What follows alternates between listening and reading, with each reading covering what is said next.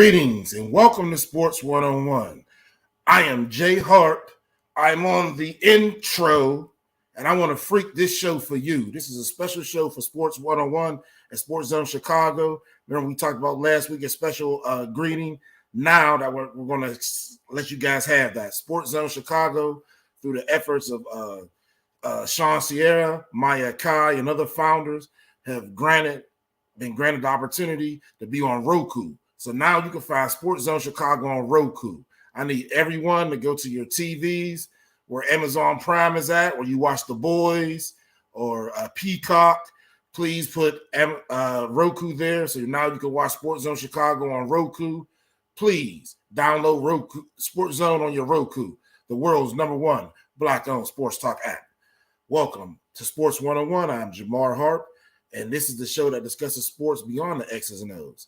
Here, we like to take our conversation and include the history, past, present, and the making, as well as look at the game from a people, places, and cultural perspective. I'm your host, Jamar Hart. Be sure to follow me on social media at Coach_Hart412 and Facebook under Jamar Hart. Make sure you get social with Sports 101 and SportsZone Chicago. The litany of other shows SportsZone Chicago has, our flagship show, Sean and Maya in the morning, while following SportsZone Chicago on social media. You can find SportsZone Chicago on Twitter at SportsZone CHI, Facebook at SportsZone Chicago, Instagram at SportsZone Chicago, and Roku. When you go to your Roku, type SportsZone Chicago in, download that on your smart TV. Remember, SportsZone Chicago is the world's only Black-owned sports talk app. You can watch and listen to my show or the plethora of other shows listed on SportsZone Chicago. Keep up with your breaking sports team and the news from that team. If you miss a show, don't worry about it. Just go to YouTube, search SportsZone Chicago, and subscribe to the YouTube channel. Now, after you do that, we need everyone to download the SportsZone Chicago app. Remember, that app can be found on the iTunes Store, Google Play, Amazon Prime, and again, your Roku smart TVs. Everyone, please take a moment to go to your TV, get your Roku device, type in SportsZone Chicago, and download that app. Remember, SportsZone Chicago is your #1 sports talk app for sports. Please also get in tune with SportsZone Chicago at night. We'll have breaking shows and information at night to satisfy your sports palate. Now I'd like to go into this week's episode. This week we'll be discussing the NFL Africa. So basically we're going to look at the NFL and its new initiatives in Africa to not only create more talent within the NFL, but also try to expand its brand as they did in NFL Europe. Now, going back to the origins of the NFL, pro football, or the National Football League in America, originated in 1869 from a combination of rugby and association football, which is also known as soccer. Now, during these early years, individuals of African descent were banned from the NFL. Obviously, 1869 is 4 years after the Civil War ended. So now we're into the antebellum South, where Reconstruction, things like that. In particular, certain cities such as Washington, D.C., you had Colonel Howard and his Freedmen's Bureau, where now the former enslaved Africans were considered freedmen. So at this point in 1869, people were still not citizens yet. So there's a lot of things historically going on. So outside of this podcast, please check those out. Now, the first known Black man to play pro football was Charlie Follis with the Ohio Shelby Athletic Club, and this was in 1902. When Follis retired from professional football in 1906, remember at those years, the retirements were quite shorter than they are now. A lot of times there were no helmets, any sanctioned play rules, or pads. So a lot of times you got hurt or moved on to a different spectrum of your career once you reach 25 or so forth. So when Follis retired in 1906, he was replaced that same year by Charles Doc Baker, who was the second Black pro football player right here. And you can see him centered in the middle. Baker played 2 years at running back with the Akron Indians. So if you notice, you'll see both of the teams are in Ohio. Remember, Ohio was a major location for the Underground Railroad. So they had lots of individuals with African descent passing through there. Some stopping in Pennsylvania, following the rivers, the Ohio River up to the Monongahela, Allegheny, and Pittsburgh. Going further up, some even went further to Canada. But Ohio was a state that it was anti-slavery, had a lot of abolitionists there. They have a good Quaker population, and therefore you see a lot of the freedoms offered to individuals of African descent early 1900 come from states like this. So Baker, he played 2 years at running back with the Akron Indians. Now let's flash forward to 1911. Another black man, Henry McDonald, began his 6-year career as running back for the Rochester Jeffersons. This was in New York. Again, another area in the North that was anti-slavery. The beginning of the sport's first governing organization, which was called the American Professional Football Association, or the APFA, began in 1919, which was replaced 3 years later by the National Football League. Now, both leagues at that time did sign black players. Robert Rube Marshall played tight end for the Rock Island Independents from 1919 to 1921. There's another famous individual we'll talk about now, Frederick Fritz Pollard, who's pictured right here. He played 3 years with the Akron Pros. Pollard later on became the first black professional head coach when he was signed by Akron in 1920. He also went on to coach at Milwaukee in 1922, Hammond in Indiana from 1923 to 1924, and again in Akron from 1925 to 26. Again, all these locations are in the Midwest, which was more tolerable to individuals of African descent in the early 1900s. The Fritz Pollard Alliance for Diversity is also named after this iconic figure in National Football League history. Now, other African Americans who entered professional football throughout the 1920s were Rutgers star Paul Robeson, who later on became a great actor, Jane Inky Williams, John Shelbourne, James Turner, Edward Soul Butler, and Dick Hudson. Now, all these individuals excelled for teams in the APFA and the NFL. However, in 1933, after 31 years of limited integration, the NFL banned black athletes from participating in league play. So what happened is, in its early formations, when the NFL took over from the APFA, it was still kind of loose. It wasn't grassroots. They did have an organization, but the structure wasn't quite there. So the rules, governing body wasn't set in regards to who could play and who not. For example, some of the Ohio teams, when they went to other places, the black players weren't allowed to play. Owners begin to say that they would take spots from other deserving young white men that needed this to blow steam off from working in the factories or the mills. So at this point, African Americans banned from the NFL. Now I would like to talk about the African American impact on the NFL at this time. So the NFL was reintegrated again in 1946. And from 1946 to the current day, black players made an immediate impact, leading their teams in rushing, passing, receiving, and tackling. The Los Angeles Rams became the first NFL team to integrate when they hired black veterans Kenny Washington and Woody Strode the same year. The New York Giants, Elam Tunnel, and the Detroit Lions were the only NFL teams to welcome black players during the 1940s, and more teams recruited black players in the 1950s. Remember, at this time, this is when you had that NFL-AFL split. The NFL was more Green Bay Packers, get a seal here, and run through the gap, where the AFL, you use a lot of players from historically black colleges and universities, in particular Grambling State, Morgan State, and some others, and they incorporated a more wide-open passing style, which was used by Joe Namath to win that iconic Super Bowl against the Colts. Now, several of these NFL teams stood out for their racist beliefs, including the Washington Redskins, go figure. They were in the media way back then. They were the last professional football team to integrate, signing Bobby Mitchell in 1962. So think about this. This is Washington, D.C., your nation's capital, which was formerly, during the Civil War, was a camp for the Union Army, which was later given control by Colonel Howard, who was in charge of the Freedmen's Bureau.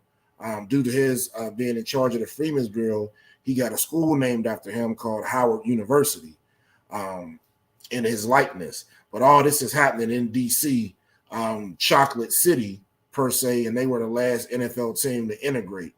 And it took them till 1962 to get a black player. By the 1970s, blacks were among the NFL's top stars, and in the late 1980s. At this time, this is when you saw the dominance of historically black colleges and universities, which you would say that kind of started to fade in 1978. Walter Payton's draft, when he came out of the top 10 players, 4 of them from HBCU and 2 are from Jackson State. Walter Payton, and then Dr. Doom, Robert Brazil, the linebacker. And the following year, in 1979, they had a lineman named Jackie Slater come out.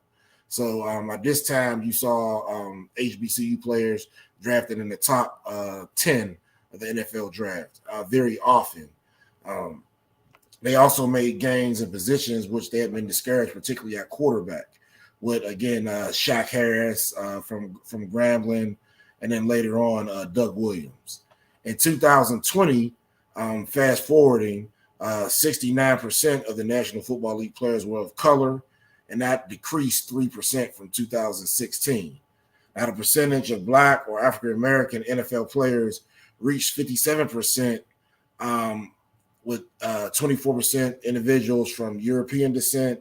Hispanic or Latino is at 0.4, Asian is at 0.1, Pacific Islands is at 1.6. Now, a lot of people argue in the scholarly realms that the Pacific Islanders, if you look at them, they are of African descent as well. If you talk to anybody from Samoa or Tonga, a lot of them tell you in their culture, if they don't marry a Samoan or a Tongan, they're pushed to marry someone of African descent. American Indian is 0.02, and then you have 9% of players identified as 2 or more races. So again, a lot of those players are of African descent as well. I remember all these individuals that they say, if you look at the Pacific Islanders, the 9% that's identified as 2 or more races or biracial, and then the almost 65 or 75% black players. All those are of African descent, yet labeled different things. If you look at baseball, Big Papi, Dennis Martinez, the Martinez brothers, Albert Pujols, a lot of them may not be considered of African descent yet because where they grew up. However, again, that's geography, not lineage. So we have to take that in consideration. Around 2012, NFL teams experienced a growth in profits due to television revenues, cable, and things like that, yet they had losses in home ticket sales. If you remember around that time, you would see if it wasn't a big game in a major market, a lot of people would get their games blacked out because people preferred to watch at home versus in the stadium. And a lot of teams have in place that if the stadium isn't full or sold out, they can black the game out in that home market.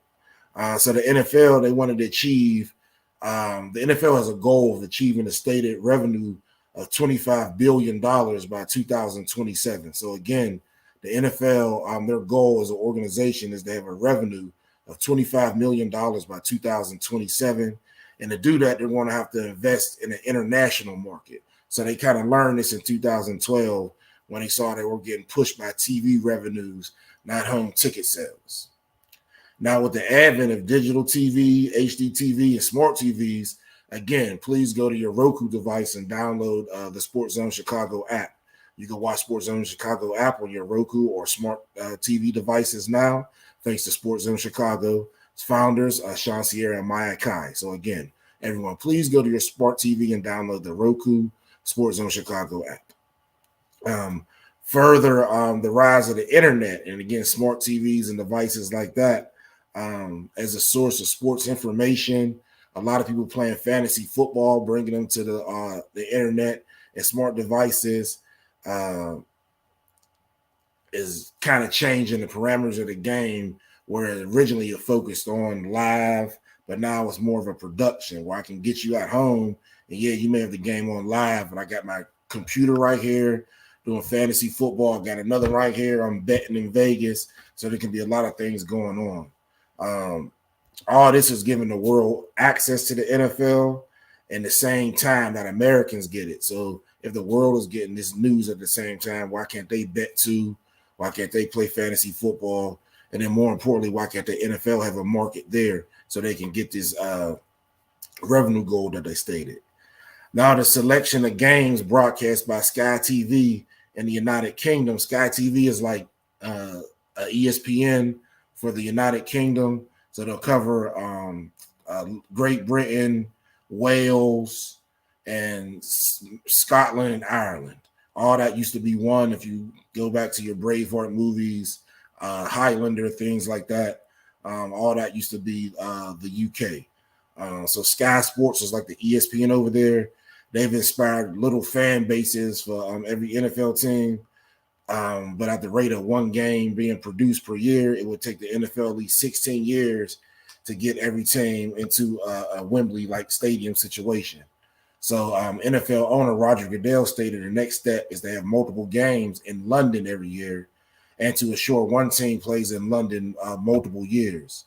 The NFL will not be able to expand into Europe without significantly changing the league itself, however. So whether that's as a low-impact move as moving the Rams back to Los Angeles or something more drastic remains to be seen. I think they're going to have to do something more drastic just to get the foothold in there because soccer is such a big thing over there. Again, with all these soccer crazy youth, they don't pick up and play football, pick up football. They play pick up soccer or play futsal, which is indoor soccer, played on a basketball court to work on your moves and your skill tricks. So transatlantic travel, which again is nothing to be trifled with, because it's very difficult to take a whole football team over there, and it's expensive. And then you have to also question that you have to ask teams to bear that cost, which is a hard sell if they're not making up in the back end with more television revenues.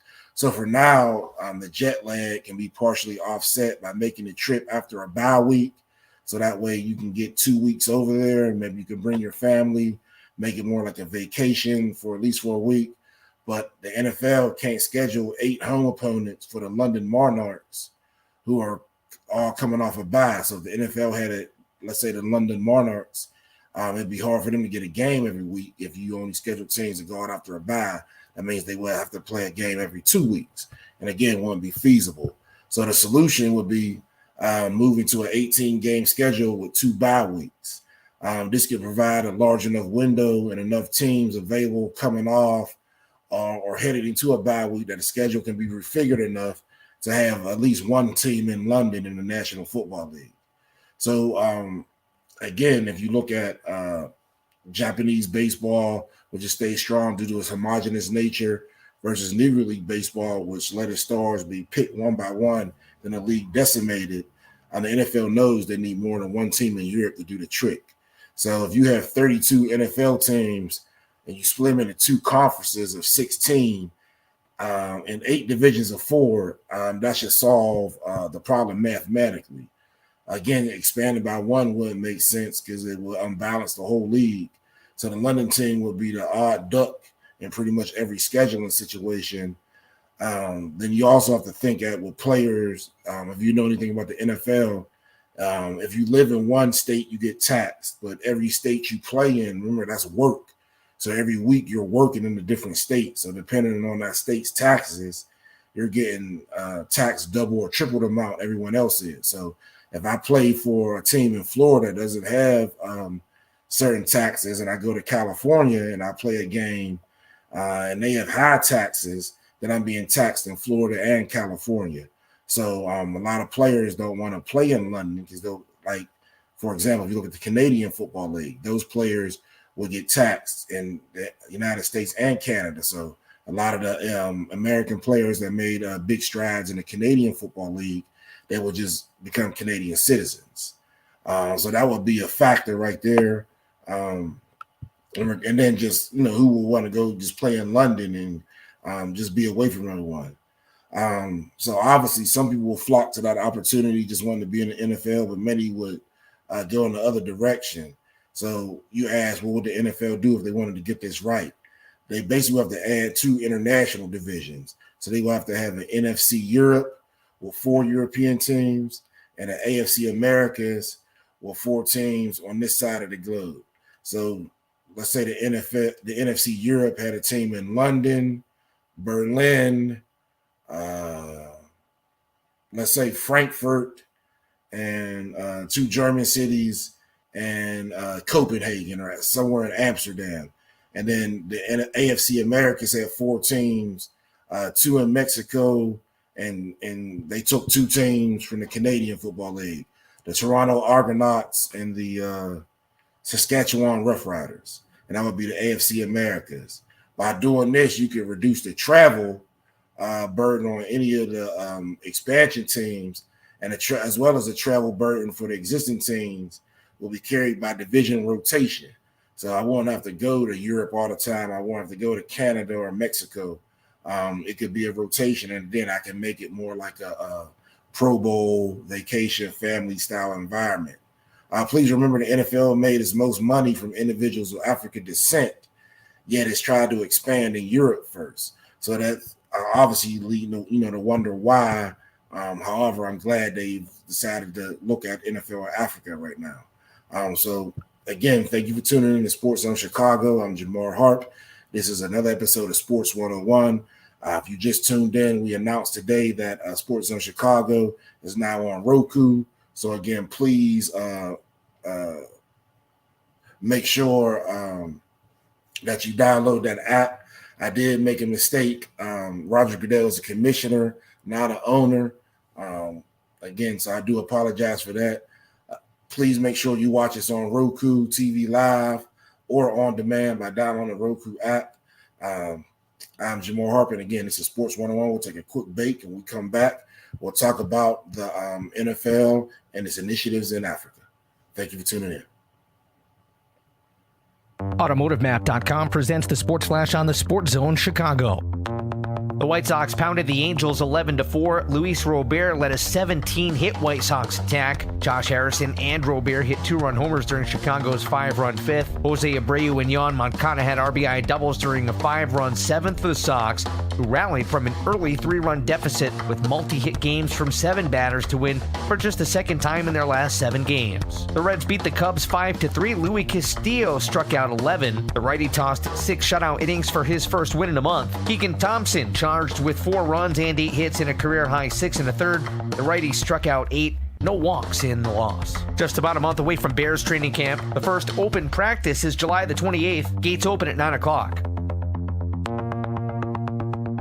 For lightning fast sports updates, download the Score app. It's free and one of the most popular sports apps in North America. I'm Chuck Sanders. That's the Sports Flash on the SportsZone Chicago.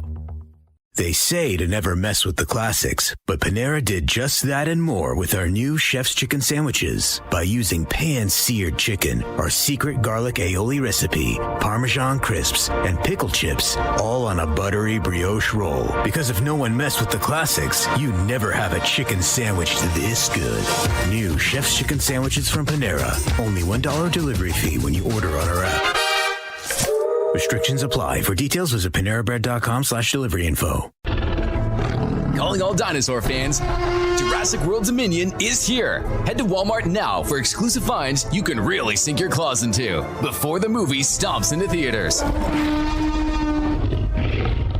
Score battling dinosaur toys, clothes, bedding, collectibles, and much more from top brands like Funko, Mattel, and Lego. Get ready to roar. Only at Walmart.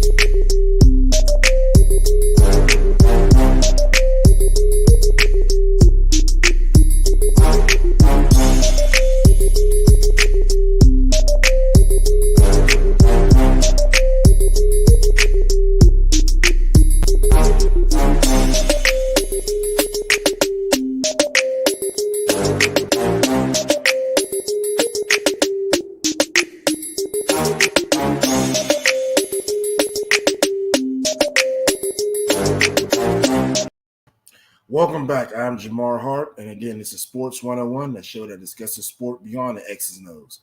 We talk about the game from a people, places, and cultural perspective through the lens of history in the past, present, as well as in the making. Please make sure you get social with Sports 101 and the litany of other shows on SportsZone Chicago by following SportsZone Chicago on social media. You can follow SportsZone Chicago on Twitter at SportsZone CHI, Facebook at SportsZone Chicago, Instagram at SportsZone Chicago. And remember, now you can find SportsZone Chicago on Roku Live or on demand. Please go to your smart TV or smart device and download SportsZone Chicago on your Roku. Please subscribe to our YouTube channel, search SportsZone Chicago. But more importantly, we need everyone to download that SportsZone Chicago app. Again, the SportsZone Chicago app can be found in the iTunes, Google Play, and Amazon stores, and more importantly, now on Roku. Your SportsZone Chicago app can be found on Roku. Please, everyone, go to Roku and download the SportsZone Chicago app.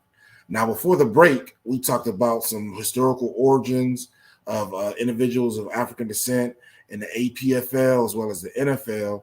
Now, I would like to talk to you about the NFL's Africa initiative. So before we go into that, we're going to see a quick video. This is a picture right here.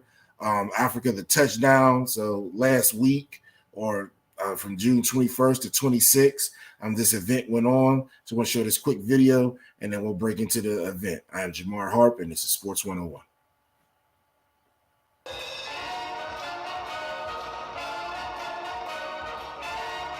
It was all fun and euphoria at the Kempinski Hotel in Accra, where fans of the National Football League, the NFL, assembled to meet with football athletes, stars, and legends of the game.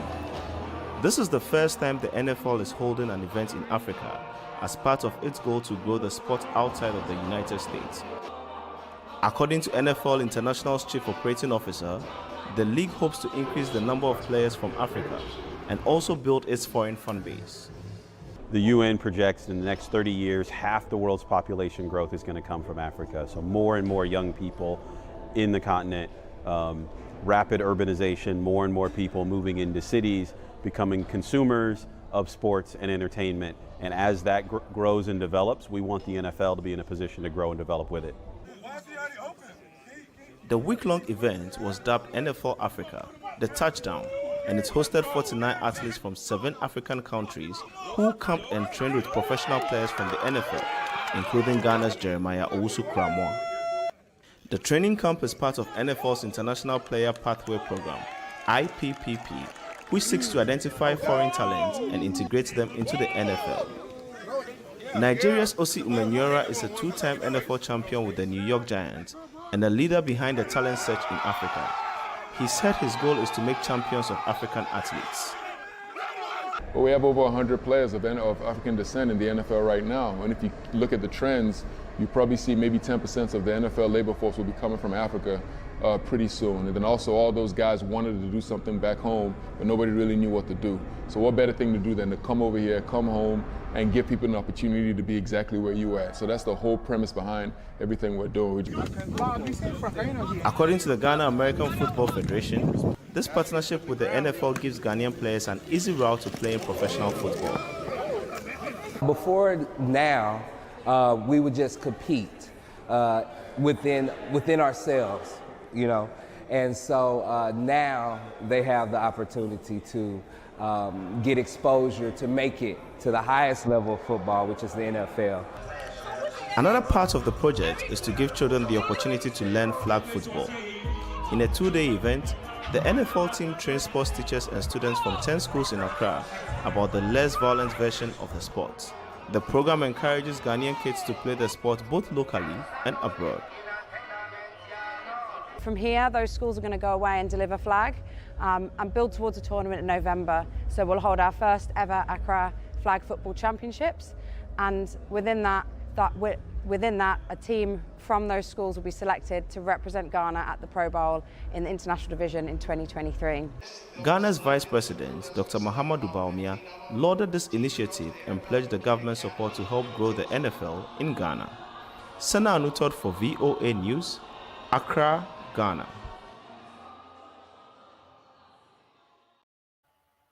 Thank you so much. Again, that video is brought courtesy of the NFL and VOA News.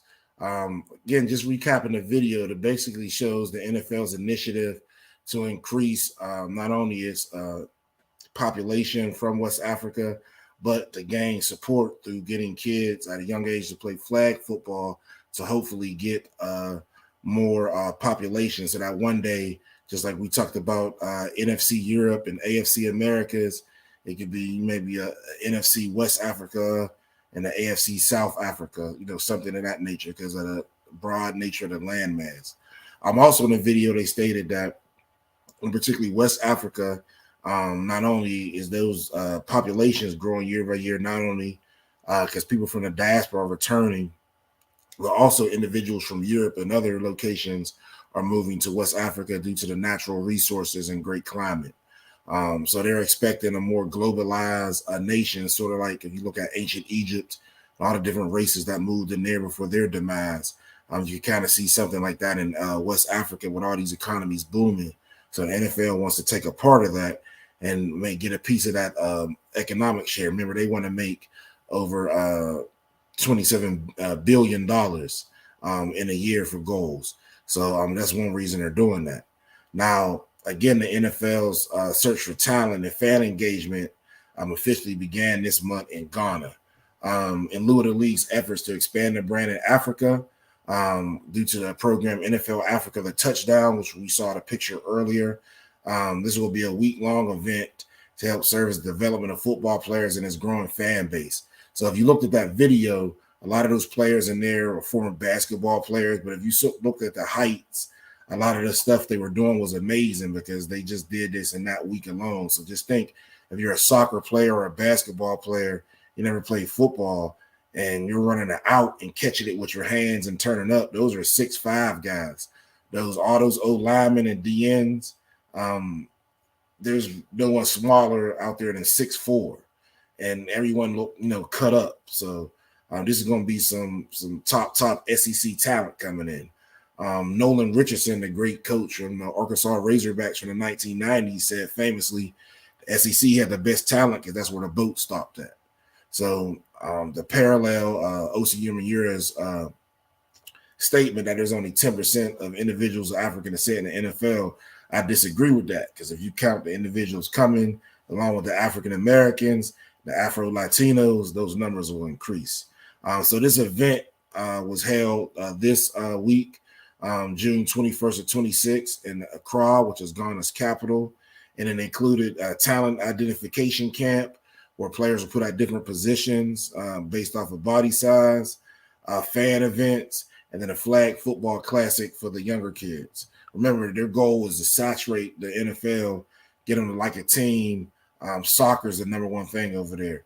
The Premier League and other European leagues, La Liga, so many leagues in Europe as well as Asia go there to poach talent.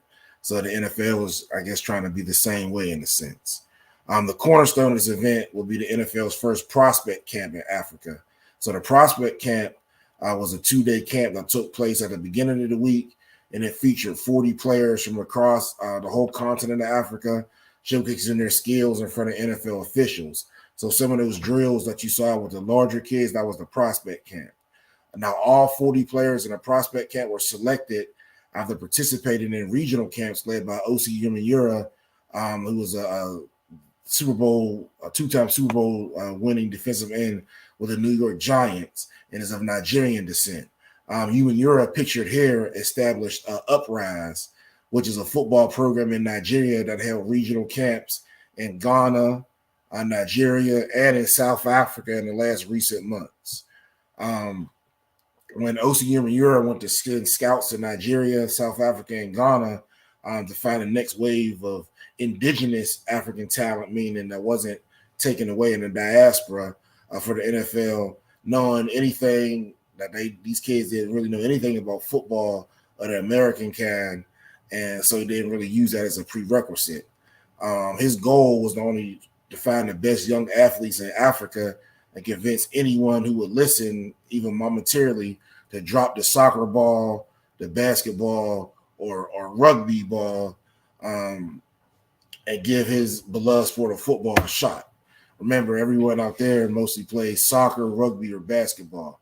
The majority of the prospects were trained by Yura, while 4 came from Jeremiah Owusu Comoros camp in Ghana, and 12 were developed by Ezekiel Ansah's foundation in Ghana.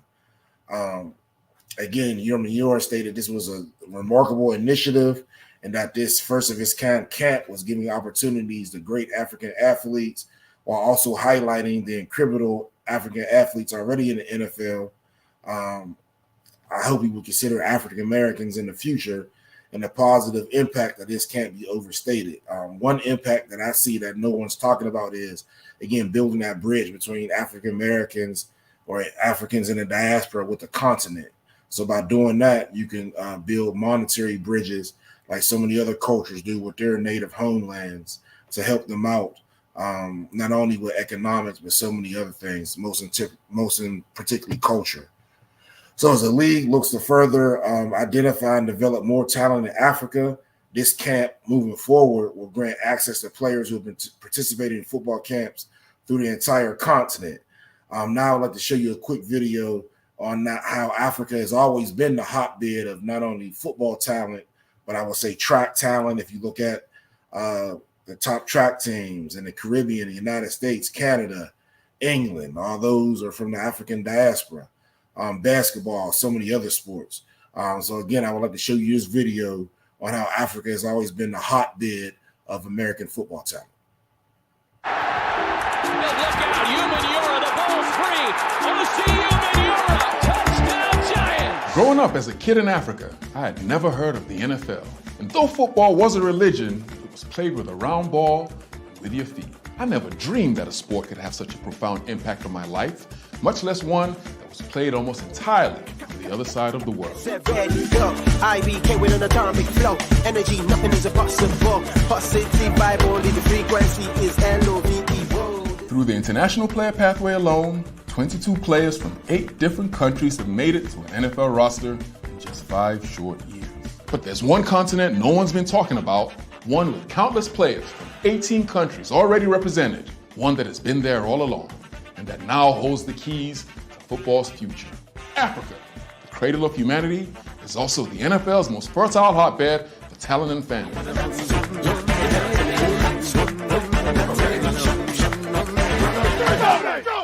But to find out how the African love affair with American football first started, we have to rewind the tape more than 50 years ago, when former Zambian national team footballer Howard Simon Mkuta kicked a field goal for the Dallas Cowboys, becoming the first African-born NFL player. In the next few decades, kickers South African Gary Anderson and Nigerian Donald Iggy Igwebuike made a name for themselves. The kick is good, the mighty runner.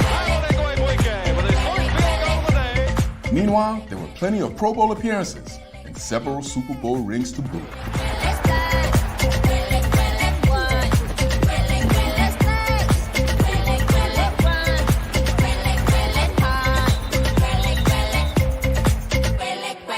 If the late 20th and early 21st century heralded the first trickle of African players into the NFL, the last decade has seen them pouring into the league in record numbers.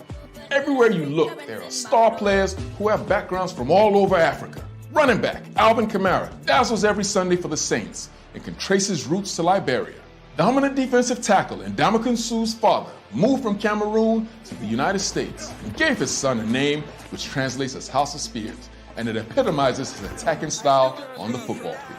Emmanuel Ogba, David Njoku, Jeff Okudah, Efe Obada, Jos Uche, Romeo Quara, and Nelson Aguilar are part of a new wave of Nigerians that are more than 80 strong and entering the NFL as proud flag bearers for their country. Today, there are over 100 NFL players of African heritage coming from over 10 countries, with many more playing at the collegiate level. With all that said, I believe that this is just the tip of the iceberg for African players in the NFL. Starting this year, I'm partnering with the NFL to bring even more top African prospects closer to achieving their dreams. So far, we've run camps in Nigeria, Kenya, and Senegal, where we identified 7 young players who are being recommended to the NCAA and NFL scouts, as well as being considered for the international player pathway in the UK Academy, depending on their age and eligibility. Next year, we will take it even further, scouring Africa, and find even more of the next generation of African NFL players. I see you, Warrior. I see you. These NFL Africa social media accounts will allow you to follow this journey, showing off the amazing abilities of the current players of African heritage and telling stories of those stars and the NFL legends that came before them. We'll be taking you to Africa to see the development of the next generation of players so you can glimpse the discovery of the future stars that will be representing the African diaspora in the years and decades to come. Join us on NFL Africa. Peace.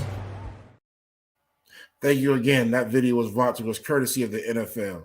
If you heard what O.C. Umenyiora said in the video, this time he talked about individuals from the diaspora. But again, I think his numbers are off. If you count the diaspora, there's way more than over 100 people of African descent in the NFL. And if you really looked at it, mostly all the offensive and defensive linemen of African descent most likely are from Nigeria.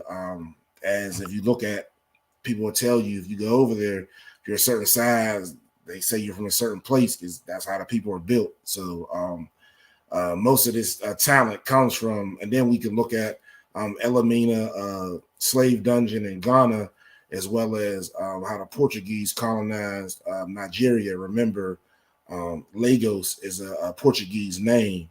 So we know that there were ships leaving from Ghana, Nigeria to the west. So your larger individuals, most likely are from those countries. So there's way more people of Nigerian descent within the NFL. And the great things in this video, one thing that scared me was, again, the drain of natural resources from the continent of Africa. If you look at how other continents do individual leagues, for example, they have a super league in Japan for soccer. They have baseball. They have it in other countries too. But now in the continent of Africa, there's no main continental super soccer league, football, or basketball league. So all this talent is being exploited and exported to other places and eventually not coming back. So just think, if you're a hot talent and you come out, you go to a host family in America, you go to college, now you're in the NFL, all these resources, not only monetary, but wealth in your mind is not going back. So things could suffer. So that's one thing that is kind of worrying me. However, this is a great opportunity. So Umenyiora stated he looked forward to hosting the first camp in Ghana, and he's definitely going to look to activate in Nigeria and other African countries in the future. Damani Leach, the operating officer for IPP, also echoed these sentiments. Mr. Leach also said he wanted to provide an opportunity for the next generation of African prospects to showcase and further develop their talent. So we know this talent is going to the NFL, and the NFL is going to make billions off of the talent that's not only coming from Africa now, but those in the diaspora that are already here that represent countries from North America, South America, and the Caribbean. What if all those individuals did their own league in Africa and played African teams and Caribbean teams? Then would they rival the NFL, and all those billions of dollars go to those home continents? That's just a little something to ponder. So according to the NFL, the league currently has more than 100 players again of African descent, as either born in Africa or first generation born in the United States or NFL rosters. Remember, the league doesn't count African Americans in this, or the number will be higher. This year, 3 players that were discovered through the Uprise program went on to participate in the International Combine, and IPP Pro Day have signed with NFL teams. You have Chigbe Roy Mateka, who signed with the New York Giants, Hagi Chisholm and Dubisi. Please excuse me if I'm saying these names wrong. He signed with the Arizona Cardinals. And Kehinde Hassan Ogini signed with the Kansas City Chiefs. Now I'd like to show you a quick video describing some of these practices.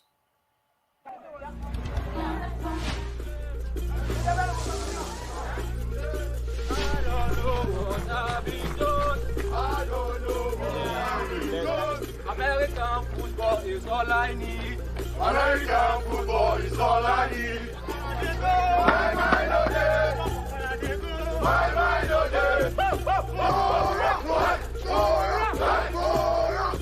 More up,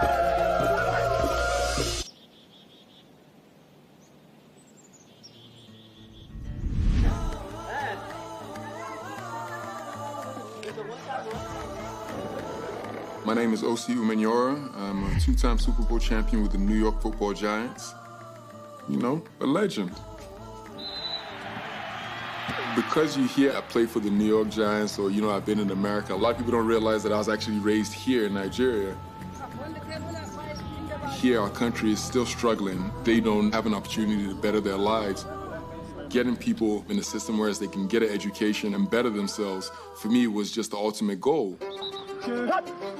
An increasingly global game is taking root in places like Nigeria. This is the next phase of O.C. Umenyora's football journey. Along with Ejike Ugwaja, he started The Uprise, a football program serving struggling Nigerian neighborhoods.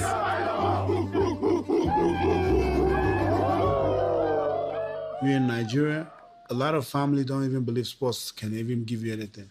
So I said, okay, you know what? How do I do something different? How do I make a change? Here, the Nigerian legend's presence signals hope. Just listen to what I'm trying to tell you, because I need for your time to be better. You understand? And this year, the Super Bowl champion brings something else, a promise. On Friday, what's going to happen is I'm going to make an announcement. 4 of you are going to the NFL Academy in London. 2 of you are going directly to the NFL. OC's sponsorship is about to change the lives of 6 Nigerian athletes. For those chosen for the NFL's Academy in London and the league's international player pathway, what was a distant dream has become a tantalizing possibility. I love you all. You're my Nigerian brothers, but I can only take only a couple. Our lives are going to change for the best. If you don't make it, it's okay. Keep working. But that's the situation right now.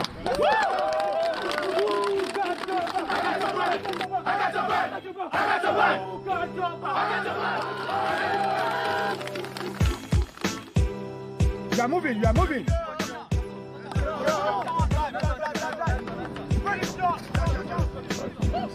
These tests are extremely important. They want to see how athletic you are. Now, the people who are the best athletes are the ones who usually make it to the top. All your money is going to be made right here. Let's get this. Boys, let's work. There's obviously something about Nigerian people, and when you come over here and you see them, these just natural, big, strong, athletic people, they're built to play American football. So if you're looking for talent, you're going to find them right here. My name is Hega, and I play right tackle and left tackle. Why he will pick me? Because I know I'm going to give him my best. This is just like a first step for me. It's going to be like a dream come true. And now I'm a step further. I'm closer to where I want to be. If I see myself there, with Nigerian blood, Nigerian ruggedity, God of Israel, before you stop me, my brother, you go train. Hey, because we know they carry last. 5 feet. That's all right, man. See, big things come in small packages. 6'9". It's just amazing for me to sit here and watch some of these kids and what they're able to do, knowing that I didn't teach them how to play the game. This is just something that they learn how to play. And it's not like they're in America. These guys are here in Nigeria. So the last time we were here, I saw you pass setting. Who taught you how to do that? And you know how to do it just watching tapes. You do it very well, man. Growing up in Warri is hard. You have to be a man at the age of 10. If you can't make good decisions for yourself, nobody cares. Hold line, D-line, come on. Step up. I feel football is all I have. It means everything to me. This is where I want to be. Say it hot. Excellent. You see that? You see how he kick slides out? That's perfect. Perfect. 1, 2, 3,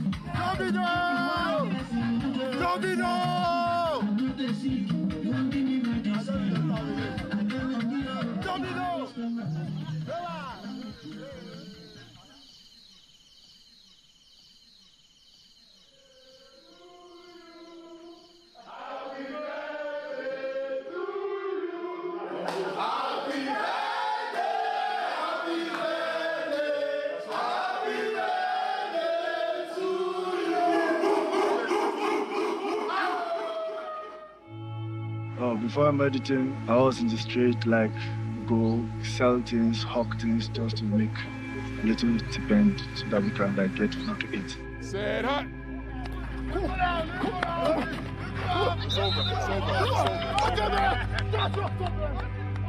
But American football provided the opportunity for me to come out from the street. It showed me what other people will not show me outside, that this is hope for me.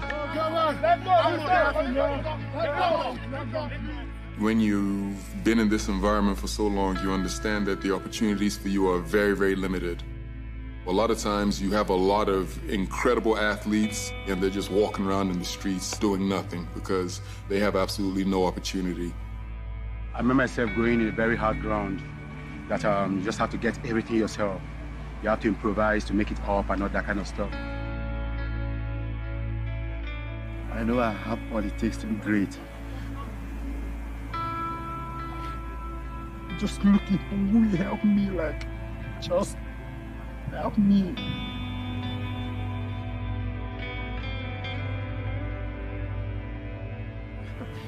I don't know what today will bring for me anyway, but to be honest with you, anything that happened today, like, it happened at the right time because this was my last hope.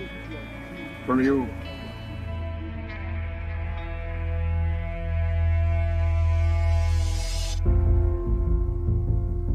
This. Okay, so again, we talked about the resources in Nigeria.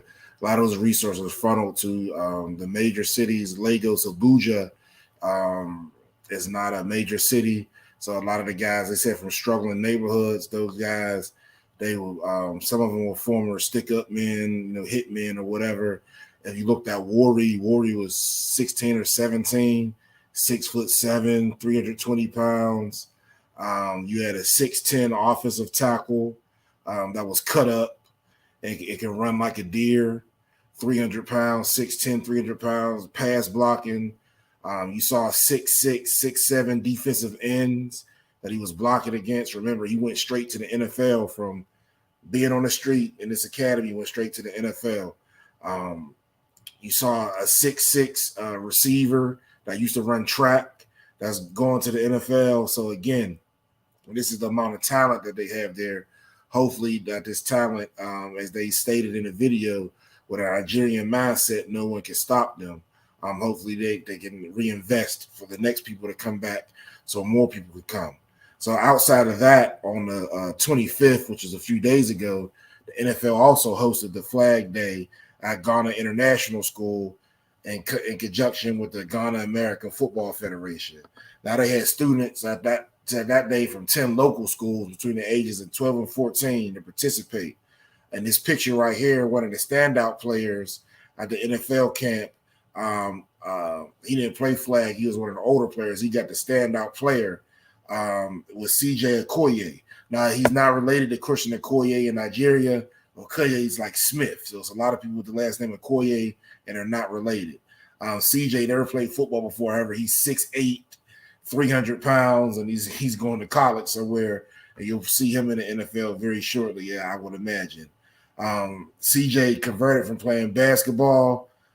He barely made it out of Humaniura's initial uprise camps because, again, if you're playing basketball and never pass set or anything, to do that to the level to get picked to go somewhere else, or your first time doing it, sometimes it's hard.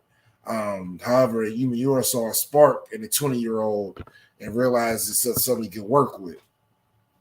When OC brought Uprise to Nigeria, he stated he barely made it. When he put his name down, he said this one needs to work hard, and that's what Okoye told ESPN when he interviewed him. Reflecting on his journey, CJ Okoye also stated that, again, he was a basketball player, and he was playing one of the local rec leagues in Nigeria. So it was like he's playing in the YMCA, and now he's in the NFL. That's exactly what happened with this young man. There was also a former Nigeria player in Cleveland Cavaliers draft pick, Ejike Uboja, who was also in the video, said it took some time to convince him, to tell him over and over again, you're the right guy for another game. You're built for another game. CJ didn't give it much thought because in Nigeria, they don't have American football, but thanks to OC Humaniura, he said that's changing. Now, part of the challenge that Humaniura faces when he has to select people is that a lot of these individuals have never played football before in their lives. And Okoye's case, he made a call based on his height, weight, and statistics in the combine testing. So he's never played football before, but he's 6'8". He runs under a 5 flat. He can jump 40 inches. Hey, he might can do something. In regards to identifying this talent a little earlier, the NFL is also incorporating an NFL flag where they can get these kids measured earlier and track them on a longitudinal basis as they grow up. Starting off with non-contact flag football for both boys and girls, where they will have the opportunity to learn fundamentals from current and former NFL players, as well as lessons in teamwork and sportsmanship. This past Sunday on the 26th, the NFL concluded its Fan Zone, which was a free event to offer fans the opportunity to interact with players, similar to is basically what we saw in the video, as well as participate in interactive games. And my partners, EA Sports, had a game there. Remember, everyone plays FIFA. They want to promote American football. Mitchell and Ness was there trying to sell jerseys. Wilson Football was there so people get used to throwing and catching the ball. Remember, this is soccer country. They also have former Super Bowl rings out, as well as the Vince Lombardi Trophy, trying to get a new fan of NFL fanatics. The NFL players who took part on this on-site program included Seattle Seahawks Uchenna Nwosu, who's from Nigeria, Houston Texans Obini Okonroko, who's from Nigeria, the Cleveland Browns Jeremiah Owusu Komora, who's from Ghana, and then Indianapolis Colts Kwity Paye, who's from Nigeria, as well as other NFL legends Matthias Kiwanuka, who comes from Uganda, Roman Oben, who's from Cameroon, and, of course, Osi Umenyiora from Nigeria. The NFL Network followed this journey in the NFL players as they participated in these events in Ghana throughout the week, as well as they did cultural experiences across Accra and the Cape Coast for an upcoming feature. The NFL Flag Day and Fan Zone also featured the Philadelphia Eagles cheerleaders, as well as prizes and giveaways from the team. The club's senior vice president of media and marketing, Jen Kavana, was also in attendance, as the Eagles are the first NFL club to enter a market in Africa through the International Home Marketing Area Initiative. So the Eagles are trying to get fans in Ghana by sending individuals from the team and marketing representatives to get paraphernalia out. So people wear Yankee hats. Hopefully people wear Eagles hats, they say. Next, I'd like to go into American football in Liberia. I want to show you a quick video on the history of Liberia so you can understand that country first, and then we'll talk about its football initiatives. I'm Jamar Harp, and this is Sports 101. Hello, everyone, and welcome to...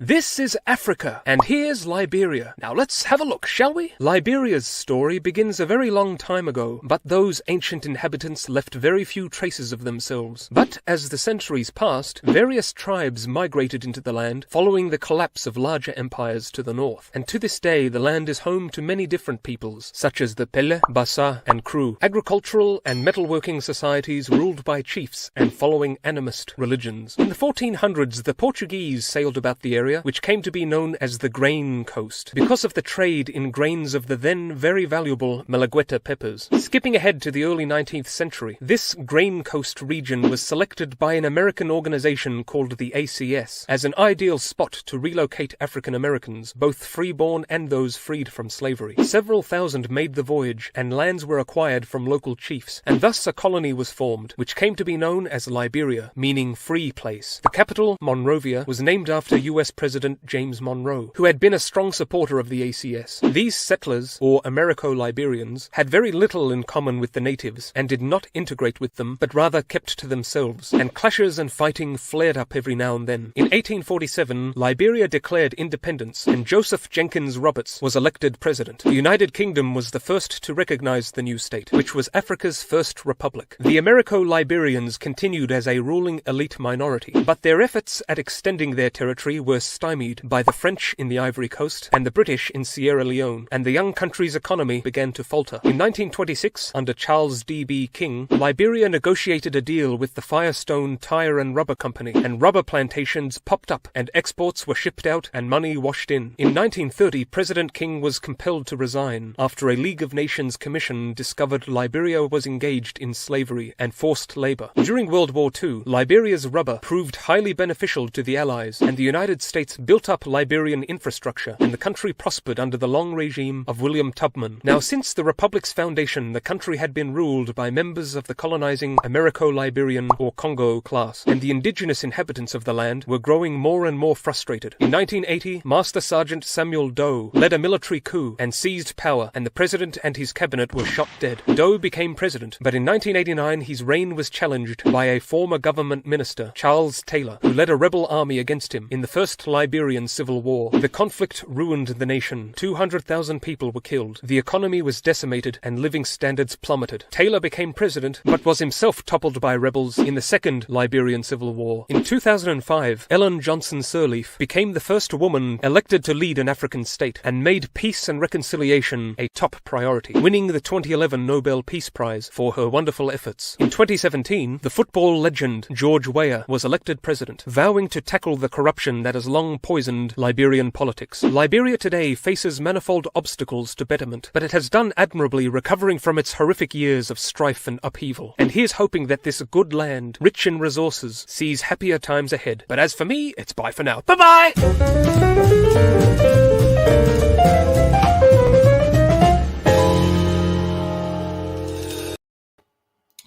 Again, so that video quickly paraphrased the history of Liberia. So in short, President Monroe decided, and others, they developed the American Colonization Society that said individuals of African descent would never fit in here. They wanted to ship everybody back. So in establishing the country of Liberia, obviously there were some informers involved that wanted to work for the United States and against the people. This led to the inhabitants there to distrust the people from America. The people from America didn't trust all the people that came with them because they knew some were informants and still working for the former plantation owners. And then they knew that the others didn't trust them because they came. So there was a lot of mistrust all the way around moving forward to when the first Civil War happened.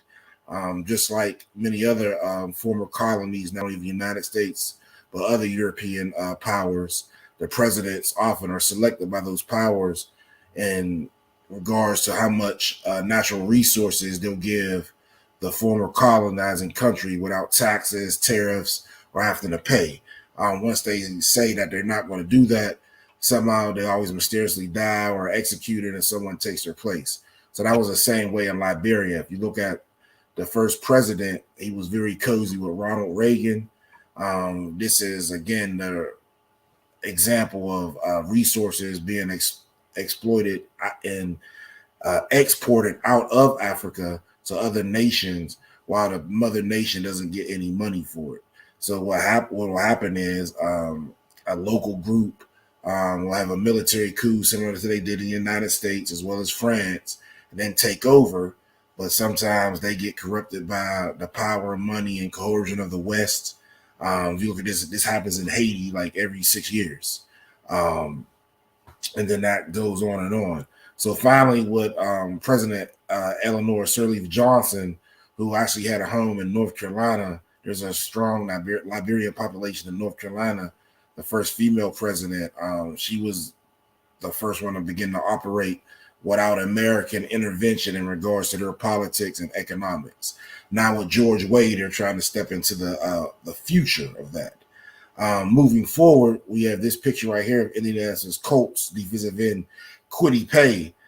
He wants to put American football on the map in Liberia, the soccer-loving nation where his family hails from. So again, going over the history of Liberia, a lot of people moved here from other places in Africa, and then a lot of people from the diaspora that were kidnapped from other countries were brought to there. So there's a lot of Nigerians in Liberia as well as Ghanaians. Remember, most of the people came from where the ports were and the larger ships can dock. So that would be Ghana, Angola, Nigeria. Kwity Paye, who hails from Liberia, again, wants to bring the NFL there. Paye was born in a refugee camp in Guinea to a Liberian mother after the family was torn apart in the first Liberian Civil War. When he was 6 months old, he moved to Providence, Rhode Island with his mother and his brother Komite. Pictured here, Liberia is a soccer-loving country, and their current president, George Weah, is the only African to have won the FIFA World Player of the Year or the Ballon d'Or award. George Weah is a former AC Milan, Chelsea, PSG, which is Paris Saint-Germain, and Manchester City star.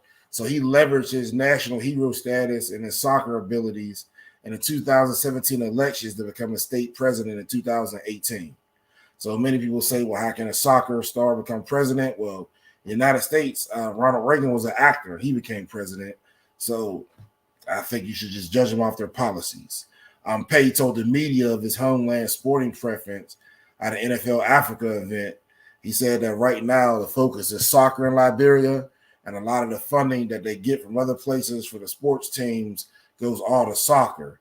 Now, Paye was speaking of after he assisted the NFL's camp in Africa last week at the Ghana Right to Dream Academy, we basically talked about earlier, along with fellow stars Jeremiah Owusu-Komora from Cleveland and Nigerians Ogboni Okoroko from Houston Texans and Uchenna Nwosu from the Seattle Seahawks. Also involved, you had the NFL legends Matthias Kiwanuka, who was a Uganda native, Roman Oben from Cameroon, and then, of course, Osi Umenyiora. Paye, who had earned a scholarship to the University of Michigan through football, he actually played in high school too because, he grew up, even though he was born in Africa, he grew up in the United States. He views the NFL's involvement in Africa as not only as an opportunity for youngsters to find a pathway into the league, but also as a potential gateway of education and prosperity.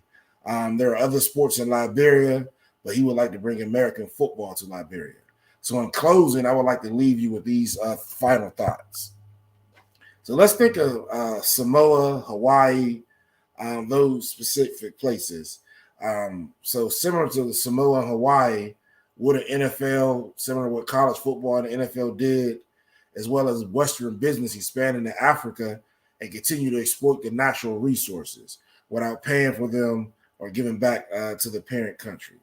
The next question I like to pose is, will these opportunities lead to professional football leagues in Africa? Remember, if you get homogenous in nature, that's how you can keep money in and have it circulate instead of getting money. And as soon as I get it, it leaves my culture. It goes to another race or culture, making them rich. So with all these opportunities coming up, will these individuals continue to push to send people to the United States and Europe, or will they develop college and professional football in Africa to grow it, to make it similar, again, to the Japanese? I like to use them as an example because they have their homogenous stature down packed, and their league is continue to flourish, even with sending players to Major League Baseball due to the rule that they have to play in the Japanese league. I think it's for 6 years, I believe. Also, I would like to ask, since all African Americans are from West Africa, will the NFL engage in programs linking the two groups together? Because I feel like if you link the two groups together, which they're kind of doing now, who better to teach than individuals of the diaspora that, played or coached, in America. I was telling the producer before the show that I would love that opportunity to go over there and, just experience that traditional indigenous culture while sharing what I learned in the United States, not only in football, but other things in life. And the last question I would like to ask is, will a future African football league surpass the NFL with 100% African-grown talent? So if we look at the 65% of African Americans, along with the, let's say, 5% individuals that were born in Africa, as well as people from Latin America, that number is around 75 to 80% in the NFL. So would 100% league of all African talent that was born and cultivated on a continent surpass the NFL? Could there be a Super Bowl with the NFL versus Africa team. Who knows? Thank you for tuning in this week's episode of Sports 101. I'm Jamar Harp. Be sure to follow me on Twitter at Coach_Hart412 and Facebook under Jamar Harp. Please get social with Sports 101 and a litany of other shows on SportsZone Chicago by following SportsZone Chicago on social media. You can find SportsZone Chicago on Twitter at SportsZone CHI, Facebook at SportsZone Chicago, and Instagram at SportsZone Chicago. Subscribe to our YouTube channel. Go to YouTube, type in SportsZone Chicago, subscribe to that, but we need everyone to download the SportsZone Chicago app. Please remember the SportsZone Chicago app can be found in the iTunes, Google Play, Amazon, and more recently, thanks to the efforts of Sean Sierra, Maya Kai, and the SportsZone Chicago family, you can now find SportsZone Chicago on Roku and your smart devices. Please go to your Roku channel, search SportsZone Chicago, and download that SportsZone Chicago app next to Amazon Prime and everything else you got downloaded. Thank you for tuning in to this week's episode of Sports 101. I'll see you next week at our normal scheduled time, Wednesdays, 8 p.m. Central, 9 p.m. Eastern. I am Jamar Harp. This is Sports 101, and I'm gone.